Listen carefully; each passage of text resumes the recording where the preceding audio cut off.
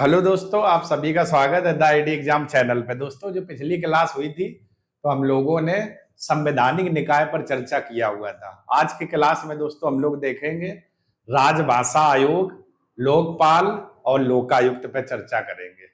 और उम्मीद करते हैं कि दोस्तों आप सभी लोग स्वस्थ होंगे, मस्त होंगे, अच्छे से अपनी पढ़ाई कर रहे होंगे। तो आइए दोस्तों, देर नहीं करते, आज की क्लास शुरू करते हैं। तो सबसे पहला जो टॉपिक रहेगा राजभाषा आयोग, राजभाषा आयोग। क्लियर? तो ये देखो दोस्तों, यहाँ पर जो टॉपिक लगा हुआ है वो आपका लगा हुआ राजभाषा आयोग। क्लियर? तो देखो, भाग 17 और क्या है, राजभाषा।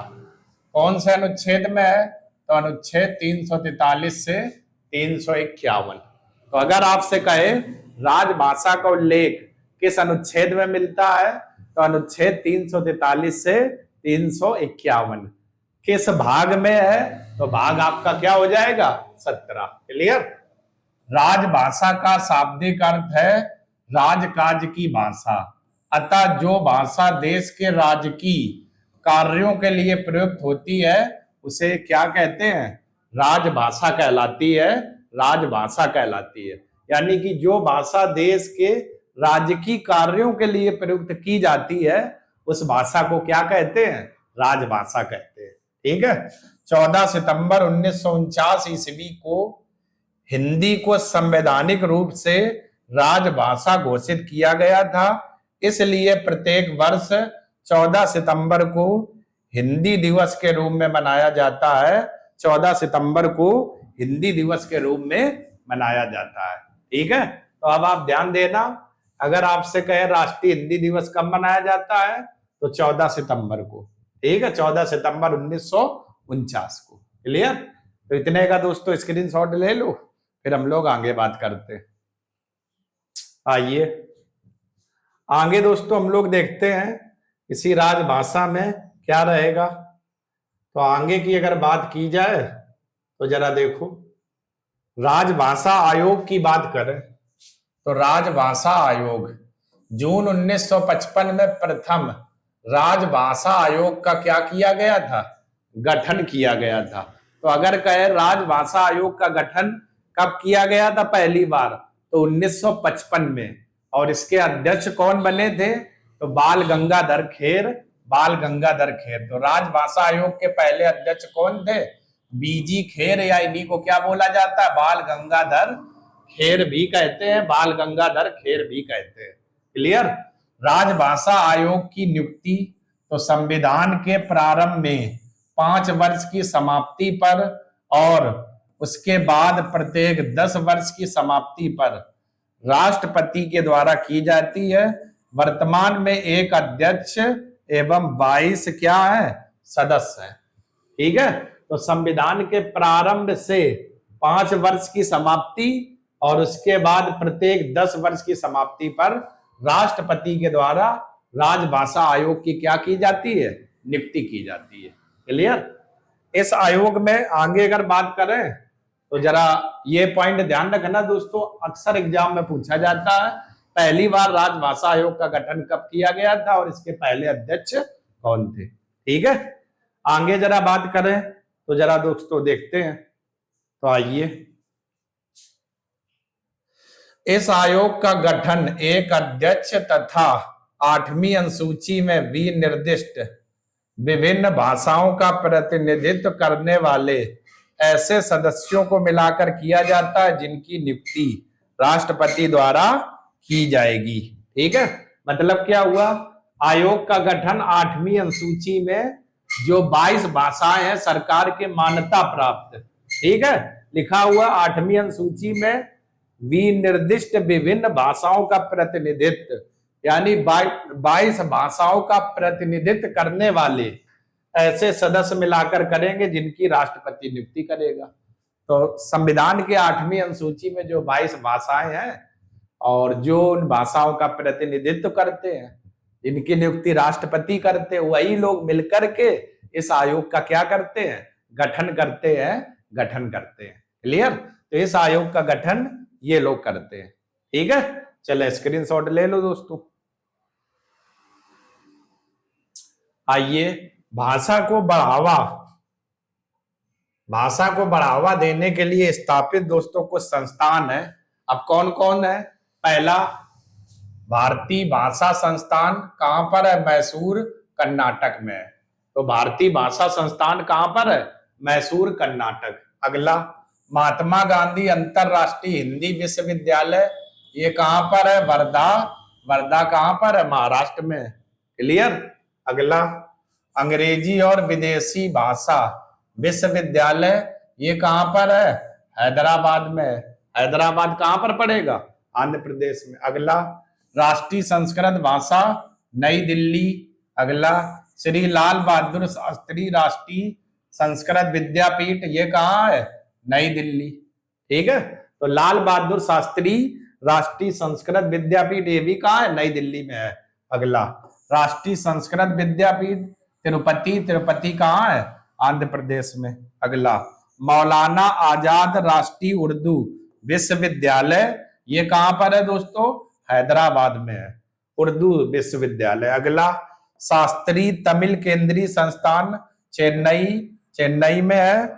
और केंद्रीय हिंदी संस्थान आगरा, उत्तर प्रदेश में है। क्लियर।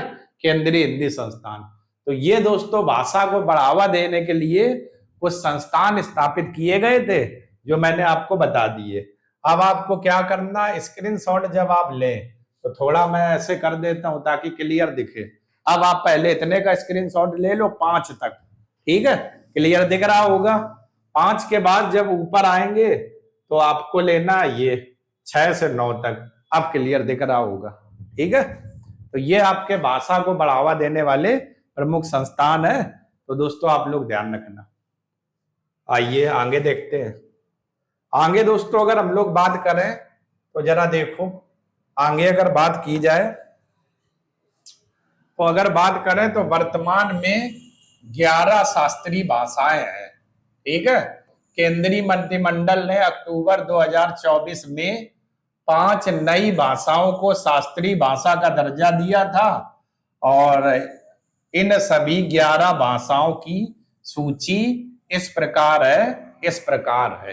ठीक है, अब दोस्तों शास्त्रीय भाषा कहते किसे हैं?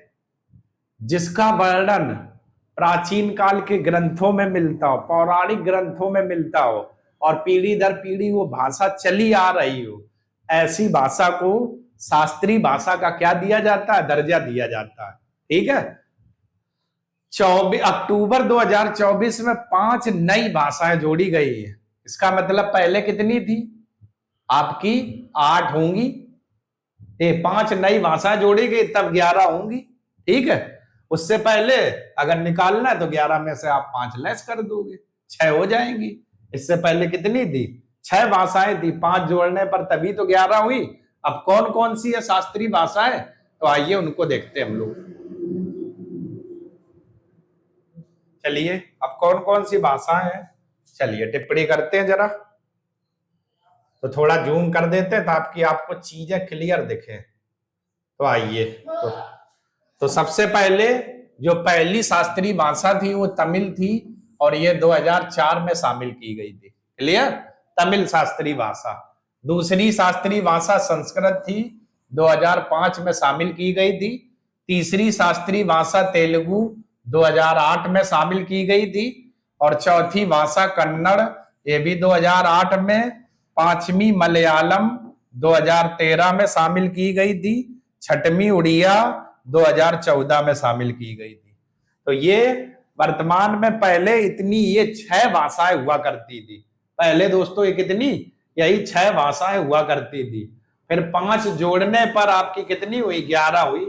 तो ये 6 भाषाएं पहले अभी तक थी, तमिल, संस्कृत, तेलुगु, कन्नड़, मलयालम और उड़िया। क्लियर, इन 5 का स्क्रीनशॉट लो दोस्तों, फिर हम लोग और आगे देखते हैं और कौन सी भाषाएं हैं। चलिए अब इन 5 के ऊपर बढ़ते हैं। 6 के बाद अब आते हैं 11। 7वीं भाषा मराठी जोड़ी गई कब? 2024 में। 8वीं पाली जोड़ी गई 2024 में। 9वीं प्राकृत भाषा जोड़ी गई 2024 में। 10वीं असमिया 2024 और सबसे आखिरी शास्त्रीय भाषा बंगाली है, ये भी 2024। तो ये जो 5 दोस्तों नई भाषाएं जुड़ी हैं, ये 2024 में जुड़ी हुई है। और इनका क्रम क्या? पहले मराठी, फिर पाली, फिर प्राकृत, फिर असमिया, और सबसे अंत की जो शास्त्रीय भाषा है वो कौन सी है दोस्तों? बंगाली। बंगाली। और ये पांचों कब जुड़ी है? 2024 में। 24 में। क्लियर? चले, पांचों का स्क्रीनशॉट आप लोग ले लो। इनका भी अच्छे से नोट्स बनाते रहना दोस्तों, लिखते भी रहना जो मैं चीजें बता रहा हूं। अगला दोस्तों, अगला एक दोस्तों आप लोगों ने नाम सुना होगा, ठीक है? क्या नाम सुना होगा? एक नाम सुना होगा लोकपाल। दोस्तों आप लोगों ने नाम सुना होगा।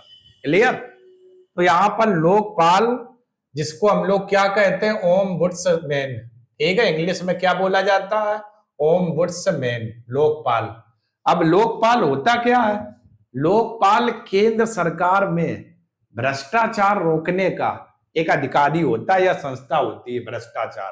तो देखो क्या लिखा हुआ है? लोकपाल उच्च सरकारी पदों पर भ्रष्टाचार की शिकायतें सुनने या आसीन व्यक्तियों द्वारा किए जा रहे एवं उस पर कार्रवाई करने के निमित्त पद है। निमित्त यानी जो उच्च सरकारी पद जो है बड़े बड़े, उन पर जो भ्रष्टाचार किया जाता है, उन भ्रष्टाचार की शिकायतें सुनना और उस पर नियमित कार्य करने का एक नियमित क्या है? पद है, जिसे हम लोग क्या कहते हैं? लोकपाल। और ये जो लोकपाल होता है, केंद्र में पद होता है, केंद्र में आपका होता है लोकपाल। ठीक है? समझ रहे? अब यहां से जो ये दोस्तों लोकपाल शुरू हो रहे, ये सांविधिक निकाय है, शुरू हो गए। इससे पहले जो गैर संवैधानिक देखे थे, संवैधानिक वो आपके हो गए जिनका संविधान में वर्णन था। अब ये सांविधिक निकाय है, जिनका संसद या विधानमंडल कानून बनाकर के गठन करता है। ठीक है? तो अब आप समझ गए, अगर एक लाइन में पूछे लोकपाल क्या है, तो उच्च सरकारी पदों पर भ्रष्टाचार की शिकायतें सुनने और उन पर कार्रवाई करने का एक क्या है? पद है। ठीक है? सबसे पहले इस सिद्धांत को 1809 में स्वीडन देश ने अपनाया था, लोकपाल को। कब? 1809 में स्वीडन ने। और सर्वप्रथम भारत में 1963 में लक्ष्मीमल सिंघवी समिति के द्वारा लोकपाल शब्द दिया गया था। लोकपाल शब्द दिया गया था। कौन सी समिति आई थी? लक्ष्मीमल सिंघवी समिति भारत में कब आई थी? 1963 में। और इसी के तहत ही पहली बार क्या दिया गया था? लोकपाल शब्द दिया गया। क्लियर? तो अगर कहे लोकपाल क्या है, तो केंद्र में सरकारी भ्रष्टाचार रोकने वाला क्या है? एक प्रकार का पद है। ठीक है? चले, इतने का स्क्रीनशॉट लो, फिर आगे देखते हैं। अब आगे दोस्तों हम लोग बात करें लोकपाल में, तो आइए देखते हैं और भी कुछ चीजें। तो कार्यालय की अगर बात की जाए, तो इसका कार्यालय नई दिल्ली में। संरचना की बात करें तो लोकपाल अध्यक्ष और लोकपाल सदस्य, टोटल सदस्य 8 होते हैं। ऐसे मिलाकर के कितने मेंबर हो गए? 9। क्लियर? क्योंकि एक तो लोकपाल अध्यक्ष हो गया और एक 8 आपके सदस्य हो गए। ऐसे मिलाकर के जो टोटल मेंबर बने वो कितने बने? 1 + 8 = 9। ठीक है? अध्यक्ष उसी व्यक्ति को बनाया जाएगा जो भारत का पूर्व मुख्य न्यायाधीश या फिर सर्वोच्च न्यायालय का सेवानिवृत्त या कोई महत्वपूर्ण व्यक्ति हो। क्लियर? तो अगर कहे लोकपाल किसे बनाया जाएगा, तो लोकपाल उस व्यक्ति को बनाया जाएगा जो सुप्रीम कोर्ट का मुख्य न्यायाधीश हो या फिर सुप्रीम कोर्ट का रिटायर्ड न्यायाधीश हो। उसी व्यक्ति को ही क्या बनाया जाएगा? लोकपाल। क्योंकि वही शिकायतों की, भ्रष्टाचार की क्या करेगा? जांच करेगा। ठीक है? तो आप लोग ध्यान रखना संरचना में। ठीक है? चले आगे देखते हैं दोस्तों। अब जरा आते हैं आगे। लोकपाल के सदस्यों में आधे सदस्यों को न्यायिक पृष्ठभूमि से होना चाहिए। अगर 8 है तो 8 में से 4 जो सदस्य होंगे वो न्यायिक व्यवस्था से होंगे, न्यायिक पृष्ठभूमि से होंगे। ठीक है? इसके अलावा कम से कम आधे सदस्य अनुसूचित जाति, अनुसूचित जनजाति, पिछड़ी जाति, अल्पसंख्यक और महिलाओं में से होना चाहिए। क्लियर? तो ये ध्यान देना आप लोग। आधे सदस्य 8 में से न्यायिक पद वाले हो गए। अब जो 4 बच्चे, तो एक अनुसूचित जाति से आधे सदस्य में, ठीक है, एक अनुसूचित जनजाति से, एक पिछड़ी जाति से और एक अल्पसंख्यक और महिलाओं में से होना चाहिए। ठीक है, तो ऐसे इन सदस्यों को चुना जाता है लोकपाल के द्वारा।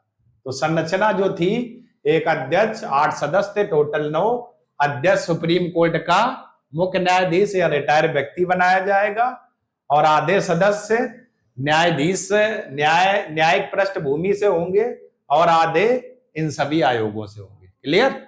चले स्क्रीनशॉट ले लो, फिर आगे बात करते हैं। और आइए दोस्तों आगे देखते हैं।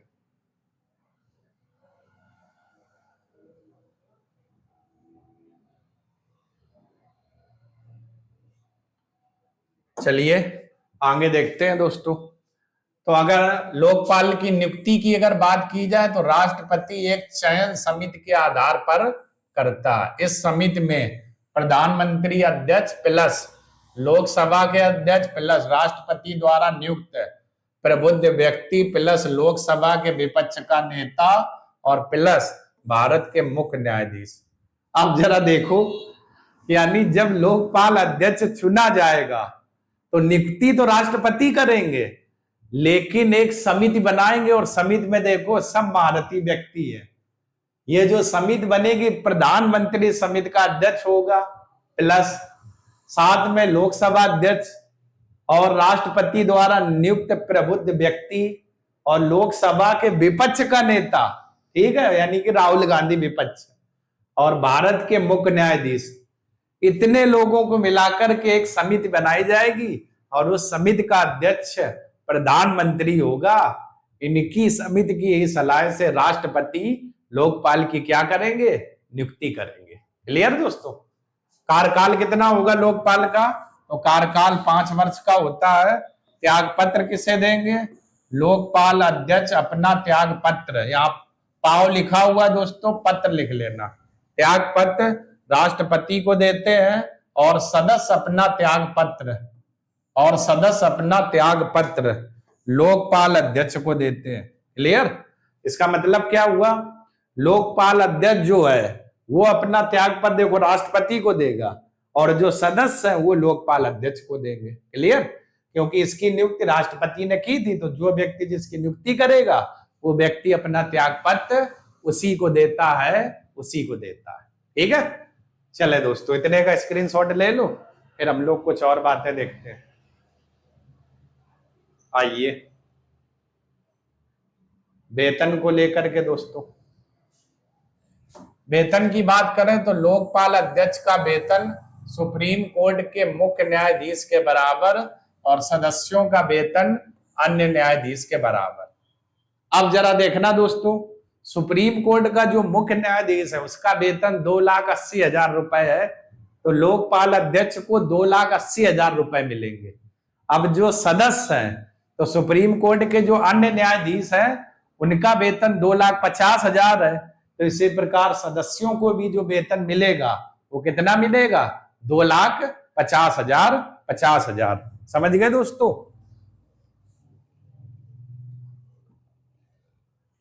तो समझ गए आप मेरी बात? जो अध्यक्ष होगा उसको वेतन 2,80,000 और सदस्य को 2,50,000। आयु की अगर बात करें तो न्यूनतम आयु 45 वर्ष और अधिकतम कितनी होनी चाहिए? 70 वर्ष। यानी जिसकी न्यूनतम 45 वर्ष होगी उसी व्यक्ति को लोकपाल अध्यक्ष बनाया जाएगा और 70 वर्ष बाद क्या कर दिए जाएंगे? रिटायर। ठीक है, तो ये चीज दोस्तों ध्यान रखना वेतन के बारे में भी। और ये आइए अध्यक्ष और सदस्यों को हटाना, कैसे हटाया जाएगा? उसे देखो जरा, उसे दिवालिया घोषित किया गया हो, मतलब वह उस व्यक्ति को कंगाल घोषित किया गया हो, कर्ज में बहुत डूबा हो, तो उस पद से हटा दिया जाएगा। या राष्ट्रपति की राय में दिमाग या शरीर की दुर्बलता के कारण कार्यालय में कार्य जारी रखने के लिए अयोग्य, मतलब उसकी दिमाग की स्थिति सही नहीं है ऐसे समझो, और कार्य नहीं कर पा रहा, असमर्थ है। ठीक है, संसद के 100 सदस्य अपने हस्ताक्षर वाली याचिका राष्ट्रपति को सौंपते हैं यहाँ पर। ठीक है, सौंपते हैं, और तब इन अध्यक्ष या सदस्यों को क्या कर दिया जाएगा, हटा दिया जाएगा पद से। ठीक है, तो ये दो तरीके हैं। इसका मतलब उसे दिवालिया घोषित किया गया हो, या दिमाग की स्थिलन सही ना हो, संतुलन कार्य करने में असमर्थ हो। ठीक है, तो उस समय क्या करेंगे, संसद के जो 100 सदस्य होते हैं वो हस्ताक्षर करके याचिका राष्ट्रपति को देंगे। क्लियर दोस्तों? आइए अगला अगला जो पॉइंट है नोट में, पहले लोकपाल थे तो पिनाकी चंद्र घोष, पिनाकी चंद्र घोष। ये दोस्तों ध्यान रखना, अक्सर ये एग्जाम में क्वेश्चन पूछा जाता है, अभी एमटीएस की भी परीक्षा में आया था। पहले लोकपाल कौन थे, तो पिनाकी चंद्र घोष, पिनाकी चंद्र घोष। ठीक है, चले स्क्रीनशॉट ले लो दोस्तों। आगे दोस्तों बात करते हैं। आइए,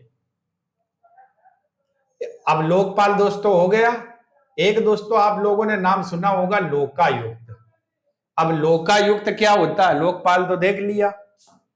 तो सर्वप्रथम लोकायुक्त का गठन 1971 ईस्वी में महाराष्ट्र में हुआ था। यद्यपि उड़ीसा में यह अधिनियम 1970 में पारित हुआ, परंतु उसे 1983 में लागू किया गया। ठीक है, तो इसका मतलब लोकायुक्त, तो जैसे केंद्र में भ्रष्टाचार का जो पद था वो लोकपाल था, ऐसे ही राज्य में भ्रष्टाचार रोकने का जो पद होता है उसे हम लोग लोकायुक्त कहते हैं। लोकायुक्त, अंतर कुछ नहीं, केंद्र में लोकपाल होता है और राज्य में लोकायुक्त होता है भ्रष्टाचार रोकने के लिए।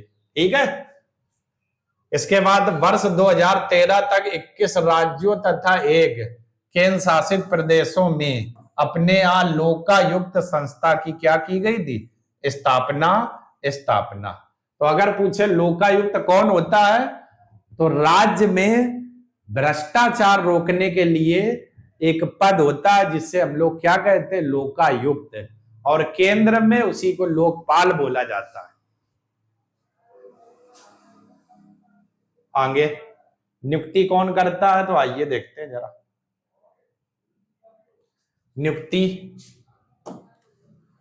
लोकायुक्त की नियुक्ति संबंधित राज्य के राज्यपाल द्वारा की जाती है, और इनकी नियुक्ति के समय राज्यपाल द्वारा राज्य के उच्च न्यायालय के मुख्य न्यायाधीश और राज्य की विधानसभा में विपक्ष के नेता से परामर्श करना अनिवार्य है।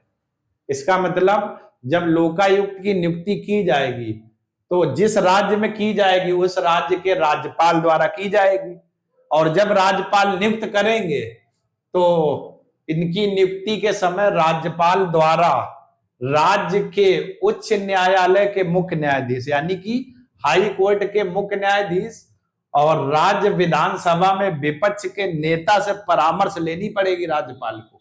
ठीक है, तो लोकायुक्त की जब नियुक्ति की जाएगी तो राज्यपाल करेंगे, लेकिन राज्यपाल हाई कोर्ट के मुख्य न्यायाधीश और राज्य विधानसभा के विपक्ष के नेता के परामर्श से करेंगे, क्लियर? योग्यताएं, उत्तर प्रदेश, हिमाचल प्रदेश, आंध्र प्रदेश, गुजरात, उड़ीसा, कर्नाटक और असम में लोकायुक्त नियुक्त के लिए न्यायिक योग्यताएं निर्धारित की गई है। ठीक है, तो न्यायिक योग्यताएं क्या है निर्धारित, कौन कौन राज्यों में, उत्तर प्रदेश, हिमाचल, आंध्र प्रदेश, गुजरात, उड़ीसा, कर्नाटक और असम में। क्लियर दोस्तों? चलें स्क्रीनशॉट ले लो, फिर आगे देखते हैं।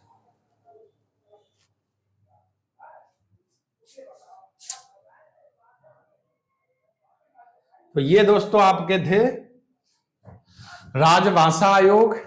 क्लियर? शास्त्रीय भाषाएं देखी, लोकपाल देखा, लोकायुक्त देखा।